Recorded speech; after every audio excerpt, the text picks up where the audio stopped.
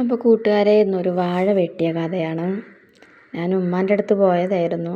അപ്പോൾ അവിടെ ഒരു വാഴക്കൊല പഴുത്ത് നിൽക്കണുണ്ട് എന്ന് പറഞ്ഞിട്ട് നോക്കിയപ്പോൾ ഇതാണ് അവസ്ഥ. അപ്പുറത്തെ വീട്ടിലോട്ട് ചെരിഞ്ഞ് നിൽക്കുകയാണ്. ഇതപ്പോൾ എങ്ങനെ വെട്ടിയെടുക്കും? അങ്ങനെ ആലോചിച്ച് നിൽക്കണതിനിടയ്ക്കാണ് ആ പൂച്ചകൾ വന്ന് ഇവിടെ നോക്കി നിൽക്കുന്നുണ്ട്. ഞങ്ങൾ തൊടിയിലേക്ക് വന്നപ്പോൾ പൂച്ചകളും പിന്നാലെ വന്നു. ഇവിടെ എന്തോ സംഭവം നടക്കുന്നുണ്ടെന്ന് പറഞ്ഞിട്ട് അവരും കൂടെ വന്നതായിരിക്കും. പൊന്നൊരുക്കുന്നിടത്ത് പൂച്ചയ്ക്ക് എന്താ കാര്യം? അതവർക്കറിയില്ലല്ലോ. അങ്ങനെ മക്കളും പിന്നാലെ വരുന്നുണ്ട് വരിയായിട്ട്. ഇതാ രണ്ടാൾ, അടുത്ത രണ്ടാൾക്കാർ അതാ വരുന്നു.